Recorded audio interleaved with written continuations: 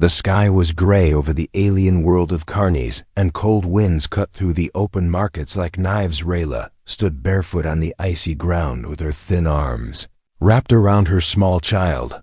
The boy was hungry, weak, and shaking from the cold. His tiny face was buried in her chest, and he made no sound. They had not eaten in 2 days, and the cold was getting worse with each passing hour. The traders in the market looked at her with disgust. They saw her not as a mother, but as a beggar. Rayla had nothing left, no credits, no clothes to sell, no pride, only the ragged cloth wrapped around her and her child. She looked at the food stalls and saw dried meat, stale bread, and hot broth, but everything cost more than she could ever offer. One trader sneered at her. He was a thick-scaled alien with red eyes and yellow teeth. He pointed at the cloth on her body and then at the bread on his counter. Rayla hesitated. She looked down at her child. The boy whimpered in hunger. Her hands trembled as she unwrapped her shawl and let it drop to the ground. The crowd gasped and whispered, but the trader laughed. He tossed a small piece of moldy bread at her feet and took the cloth without another word. Rayla picked up the bread and pressed it into her child's hands. He chewed slowly as if the stale food was a royal meal. She held him tighter as the cold bit into her bare skin. No one helped, no one cared, until a man stepped out of the shadows. He was tall, wearing a long coat and boots made of strong earth leather. His eyes were calm but sharp. He watched everything without speaking. Rayla did not see him. She was too weak and too tired. She walked toward the back alley with her child in her arms. Her feet stumbled on the frozen path. Her breath came in short gasps. Then her knees gave out. She fell into the snow beside a pile of trash. She curled around her child and closed her eyes. She whispered a soft song from her home world. The boy slept in her arms. She felt her heartbeat slowing. She was ready to die, but warm hands lifted her from the ground. She opened her eyes for a second and saw the face of a human. His eyes were kind but strong. He did not speak. He carried her and her child through the cold streets into a warm place. It smelled like clean metal and hot tea. There was a small bed with soft sheets and a heater glowing in the corner. He placed the boy on the bed and covered him with a blanket. Then he turned to Rayla and offered her a cup of hot liquid. She tried to speak, but her voice cracked. He shook his head and said nothing. She drank. The warmth spread through her chest. She looked at her son. He was already asleep and breathing slow and calm. She tried to stand, but her legs were too weak. The man placed another blanket around her shoulders and gave her some bread and fruit. She stared at him. Why was he doing this? What did he want from her? No one gave without reason. Not on Carnes, not to someone like her. The man finally spoke. His voice was deep but soft. You and the boy are safe here. Rest. Nohela nodded slowly. She did not trust him, but her body could not fight anymore. She lay beside her child and listened to the soft hum of the heater. Her eyes closed, and for the first time in many nights she slept without fear. Outside the window, snow began to fall. The wind howled through the streets. But inside the shelter there was peace. The human sat near the door with a cup in his hand. He did not sleep. He watched the door and listened for danger. His name was Elias, and though Rayla did not know it yet, her life was about to change forever. Rayla opened her eyes to a soft light above her, and the scent of something cooking filled the room. She was lying on a bed far too soft for someone like her, and her child was still beside her, wrapped in warm blankets. His small hands were curled near his face, and for the first time in many days there was no pain in his sleep. She sat up slowly, unsure if she was dreaming or dead. Last thing she remembered was the snow biting into her skin and the world going dark.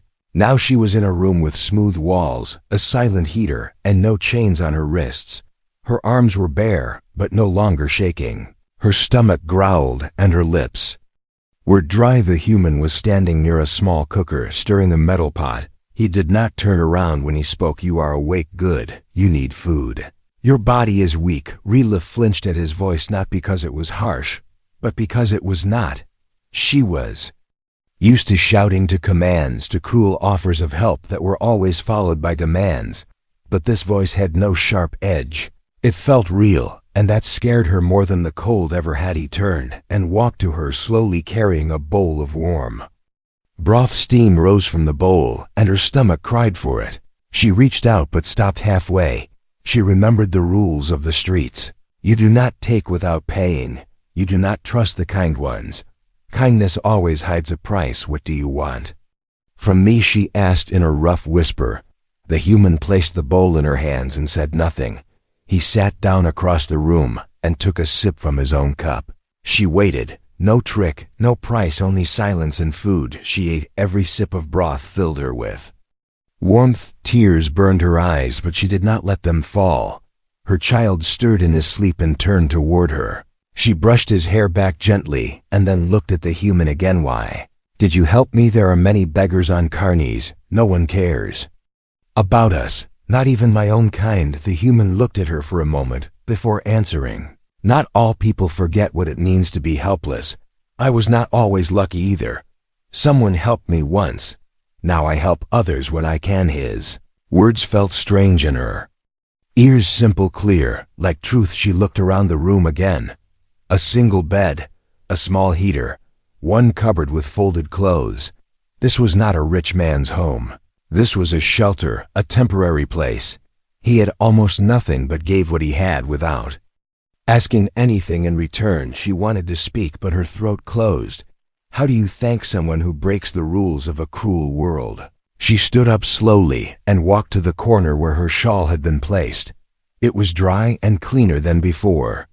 She picked it up and draped it over her shoulders. She did not feel shame anymore, only confusion. You are human. Your kind is rare here. Why are you even on this planet? The human shrugged, looking for peace. Carnies is quiet if you stay away from the cities, but now it seems trouble has found me anyway. She smiled a little at that. It was small but real. The child woke and blinked at her. He reached up and she lifted him. He leaned against her shoulder and sighed softly. What is your name? She asked. Finally, Elias and Yoshraya. He nodded once. No comment, no judgment. Just her name, repeated gently, like it mattered. She sat down with her son on the bed again. For a long moment, there was no sound. Only the wind outside and the soft hum of the heater. Then she stood again. I can clean, cook, wash clothes. I can do something. I will not just take and give nothing. Stood as well, but held up his hand. You will rest. You and your son will eat and sleep. You do not owe me anything. You are not here as a servant. You are not a debt. You are just people in need of help. That is all. His words hit her like a stone. No one had ever said that before. Even her family once called her a burden. Her hands shook, not from weakness, but from something else, a feeling she had not known for years. Hope. She sat again and held her child tighter. Maybe just for one day, she could believe in something better. She closed her eyes and let her body rest, not because she was forced, but because someone had given her the space to breathe in another world on another day. That would have been called a miracle, but in Elias's shelter, it was simply called kindness. The sun rose slowly over Carnies, with a pale blue light covering the hills of dust and broken metal inside the shelter. The warmth remained steady as Rila moved through the room on quiet feet. Her child was still sleeping, curled up in the bed. With his tiny hands tucked beneath his chin, Rayla watched him for a moment, then turned away and picked up the bowl from the table where Elias had left her breakfast. She ate quickly, but not with panic like before. Her body still ached, but the sharp hunger inside her stomach had faded. Her eyes searched the room until they found Elias sitting on the floor near the door, polishing the strange device that looked like a mix of a weapon and a tool. She did not ask what it was, because she had learned in life not to ask questions too early. Instead, she spoke the words that had sat heavy in her chest since morning. I want to repay you. I can work, clean, cook, help with anything you need. I can even sleep outside if the space is too small. Elias looked up from the device and met her eyes. His gaze was quiet and steady, like water that ran deep. He stood, walked over and set the tool down on the table. Then he shook his head slowly. You do not have to repay me. This is not a trade. This is help. Rayla frowned. That made no sense to her. On Carnies, nothing came without a price. Not food, not safety, not even kindness. Her people had taught her that life had beaten it into her bones. She took a deep breath and stepped closer. Her hands were shaking, but her voice was steady. If you do not want work, I can offer something else. I know what many humans want from alien girls. I will not fight it. Elias blinked once. Then his face became hard, not angry, but disappointed in a way that made Rayla take a step back. I did not save you for that. You are not property. You are not something to trade. You are free here. You and your son. She did not know how to respond. She had never been told she was free. Even when she had escaped her captors years ago and wandered the slums, she had never felt free. Freedom was a word for rich people, for citizens, for those with a name. I am not used to this, she said in a low voice. I do not understand what you want. Elias walked to a cabinet and pulled out a folded cloth. He handed it to her. Clean clothes, soft and warm. He pointed to a curtain at the back of the shelter. There is a washing station back there. You can clean up if you want.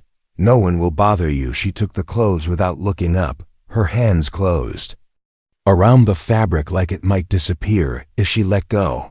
She walked slowly to the back, pulled the curtain and stepped behind it. Water was warm and clean. The mirror was cracked but still showed her reflection. She looked at herself, a face hollowed by hunger, eyes wide with confusion, lips that had forgotten how to smile. She washed slowly. Each drop of water felt like a promise. She put on the new clothes and stepped back out into the room, where Elias was now setting small metal plates onto a table. He had cooked more food, simple, but enough. He did not speak much, but he offered her a seat.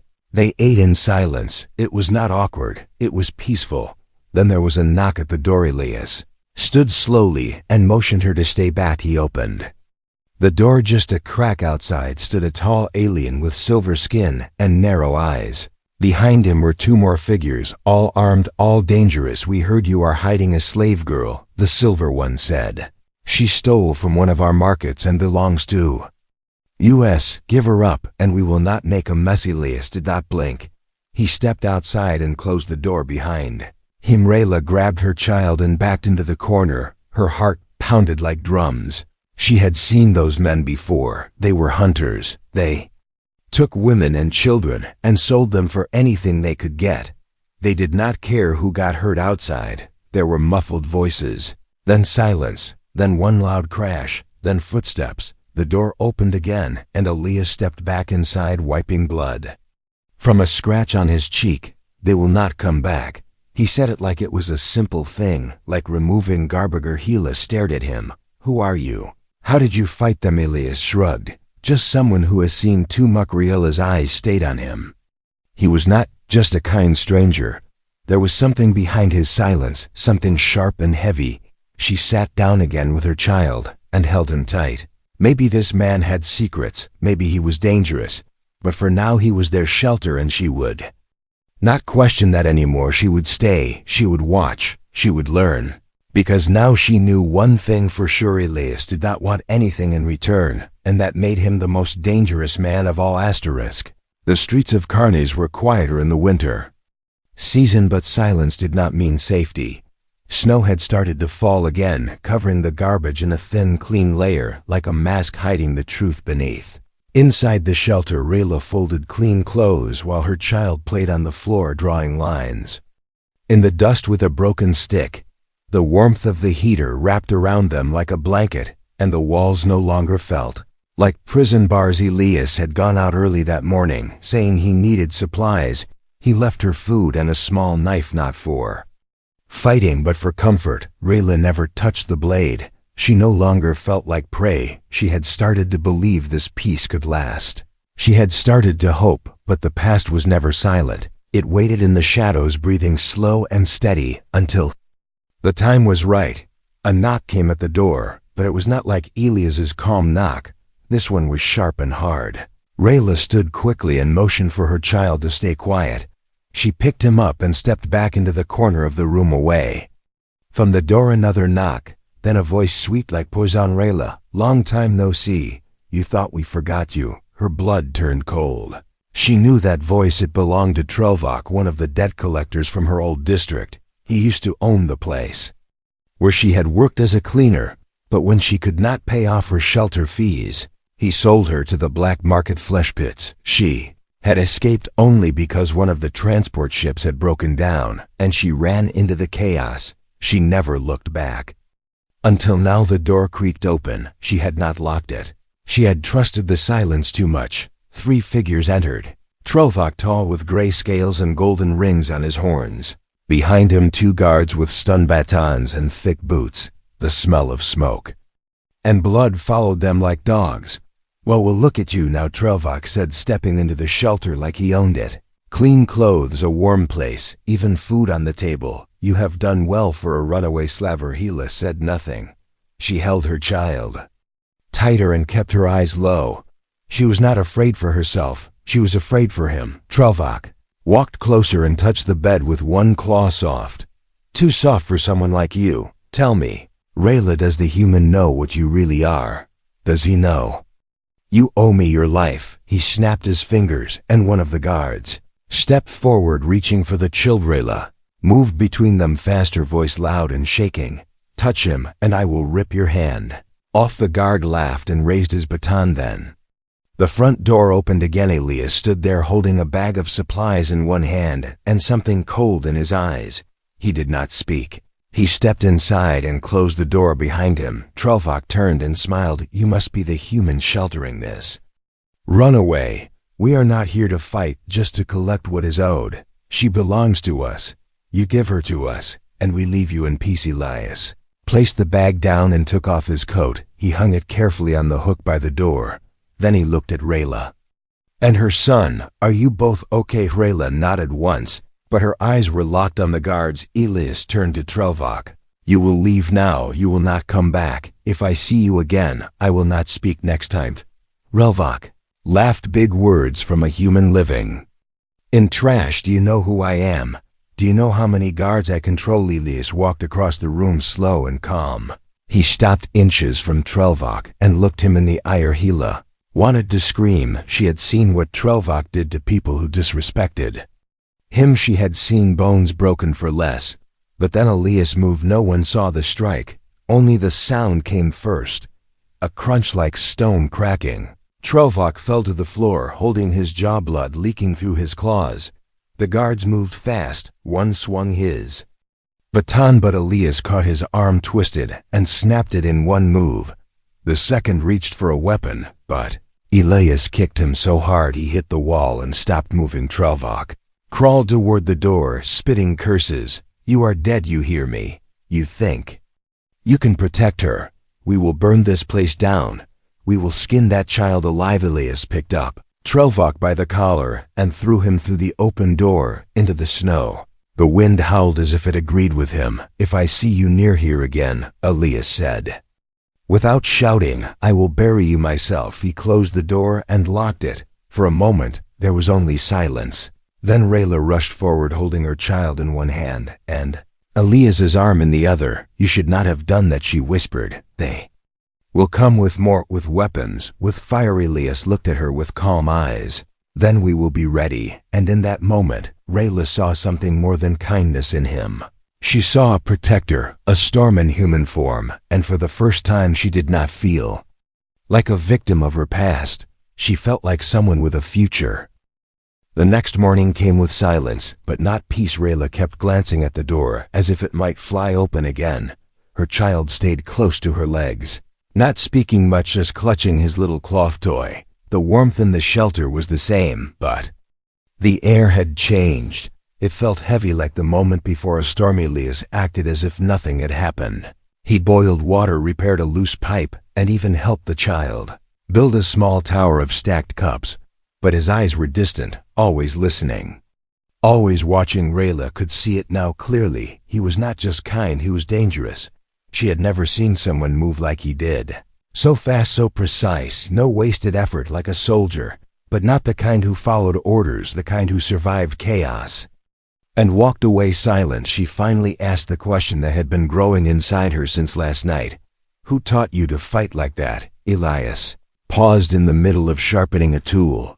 He looked up and gave a small smile that did not reach his eyes. "My past taught me, and it does not sleep." She waited for more, but he said nothing else.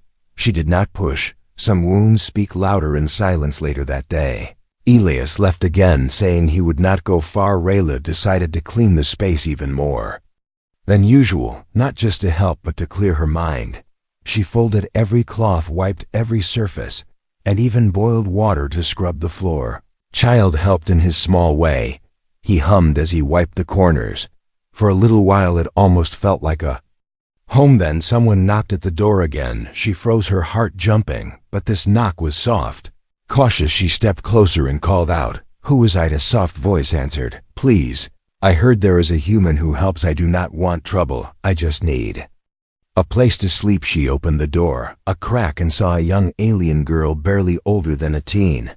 Her arms were covered in bruises, her face thin and tired. She held nothing but a sack that seemed empty. Hila hesitated, but then stepped back. "Come in, you can rest here until Elias returns." The girl stepped in slowly and whispered thanks over and over. She sat in the corner and closed her eyes. Rayla offered her water and a small piece of bread. While the girl ate, she looked around the room and asked, "Is he the one who beat Trelvo?" Rayla blinked. "You heard about that?" Everyone heard. That monster had never been touched before. People are scared, but they are also talking.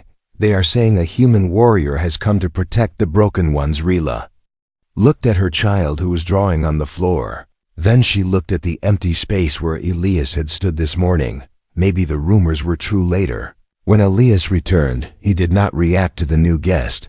He simply nodded to the girl, offered her more food, and went back to sharpening something at the table. That night, 3 more visitors came: a limping boy with a broken leg, an old man missing a hand, a woman with a baby wrapped in torn cloth. All came quietly, all carried pain, and all were allowed inside. The shelter became crowded, but not chaotic. Elias never turned anyone away. He simply made room. He repaired broken boots. He fixed heating coils. He gave without asking why they had come. One night, Rayla stood outside the shelter for a moment, staring at the stars above. Her arms were crossed, and her breath showed in the air. She heard footsteps behind her, and knew it was Elias. "They will come back," she said softly. "Trovak, or worse. You are making enemies." Elias nodded slowly. "I know. But some enemies are worth having." She looked at him. The light from inside the shelter made shadows on his face. "You are not just a kind man. You are something else. Something sharper." He looked away. "I fought in wars. Many systems ago. I did things no one should do. Then one day I walked away and never looked back until now." "Why now?" "Because I saw a mother give away her last clothes for bread. Because no one else stood up. Because sometimes peace must be protected with violence." She stood beside him in silence for a while, then said, "You are not what I expected, neither are you," he said without smiling. They stood together under the alien stars, 2 survivors of different wars, bound not by blood, but by choice. Inside the shelter, the broken ones slept. And outside in the dark, others watched, eyes full of hate, hands full of weapons. They were coming soon.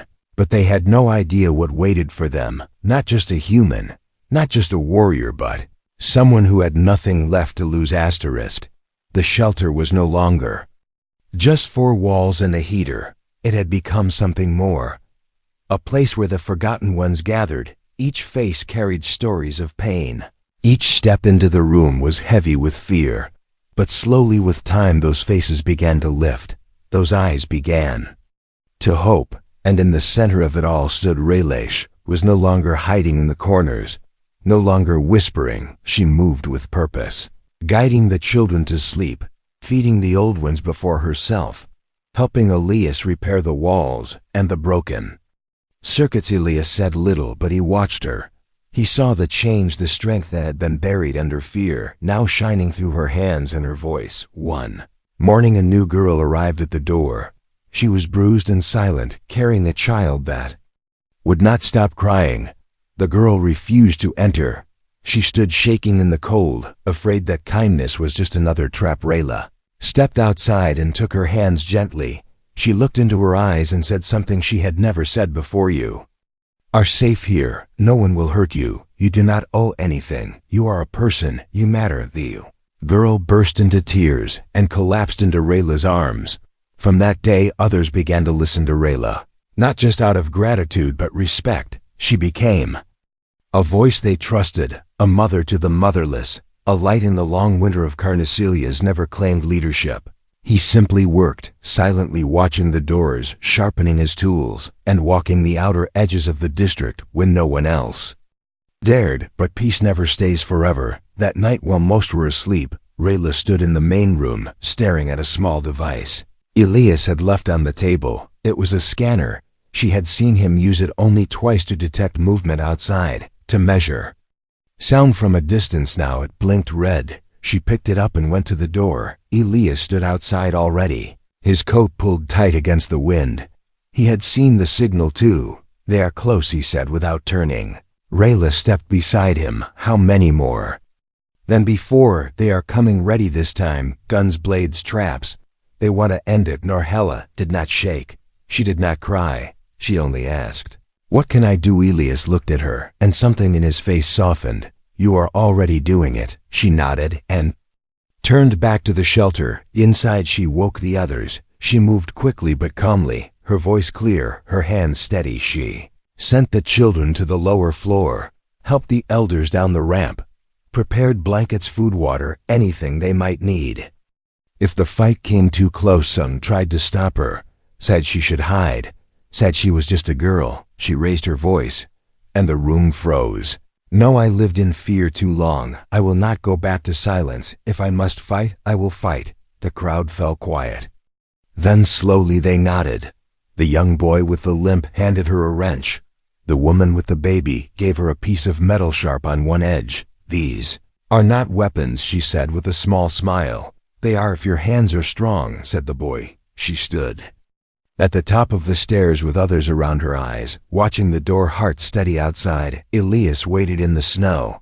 He had set up 3 barriers, old crates turned into cover, wires strung low across the path, smoke charges ready to blind. The night was still. Then came the sound boots, heavy and fast, voices shouting, weapons cocked, and then they came. Trelvak led them with a metal mask over his broken face. He shouted curses as he pointed at the shelter. "Kill the human, burn the place, take the girl and the child, make an example." Elias stood between them and the door. He said nothing. He moved like a shadow. The first guard never saw the strike.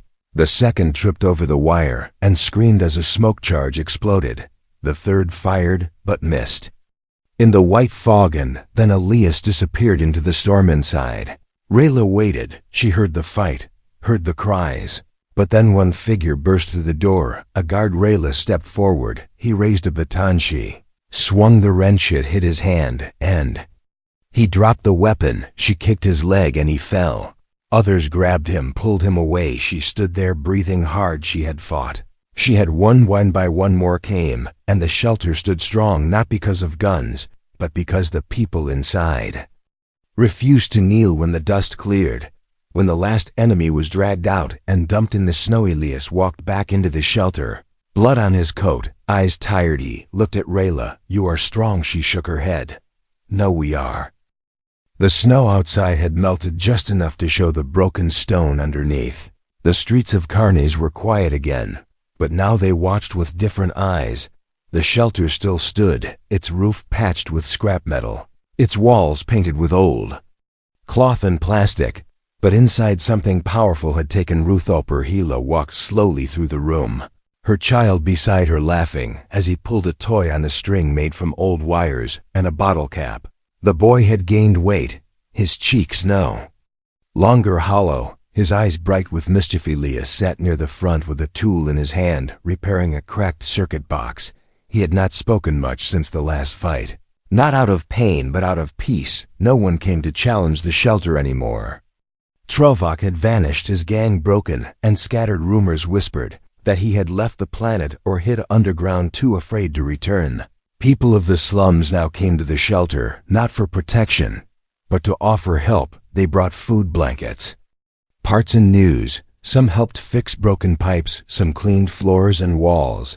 Some just came to sit near the warmth. It was no longer a secret place. It had become a center, a home. Hila watched it all with quiet wonder. She remembered the first night. The cold, the fear, the shame of giving away everything just to feed her son.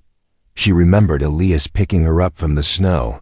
He never asked for anything. He never called her weak. Now she stood tall, not just because of him, but because of what she had become. She stepped outside into the sun that now shone weak but real across the skyline.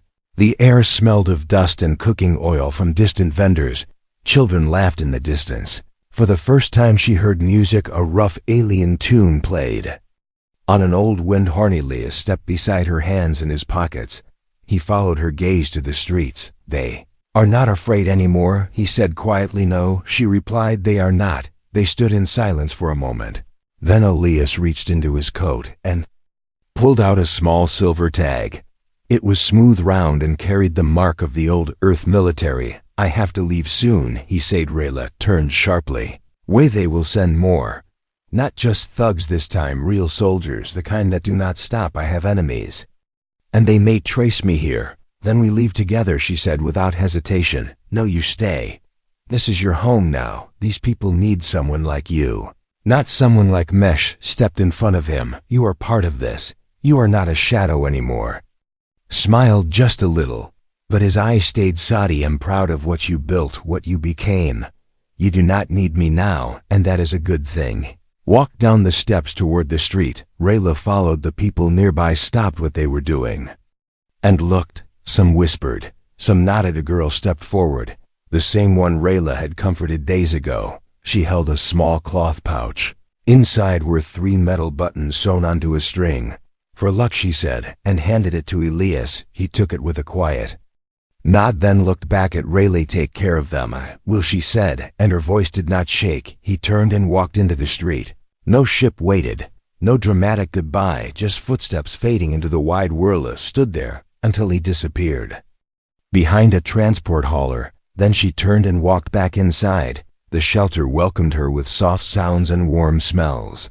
The boy ran to her and wrapped his arms around her legs. "Is he coming back?" he asked. "Maybe, maybe not. But we will be fine." She gathered the people in the main room, told them Elias had left, told them it was now up to them to keep the shelter alive. There was no fear, no anger, only quiet understanding. The old man with one hand offered to train the children in repairs. The girl with the bruises said she would cook. The others made lists, plans, IDs. Rayla watched them. She had never led anyone before. Now they looked to her not as a lost girl, but as a guide. That night, the shelter was filled with soft laughter and the crackle of fire coils. No one asked about Elias. No one cried. They honored him by continuing what he started. In the far corner of the shelter hung a new cloth, painted with simple strokes, a starry wrench, a pair of open hands. No name, no title, but everyone understood home was never the walls. It was the people who chose to care, and in the center of it all stood Rayla, once a broken mother in the snow. Now the heart of a place that refused to fall. She smiled and whispered to herself, "We are still here. We are home."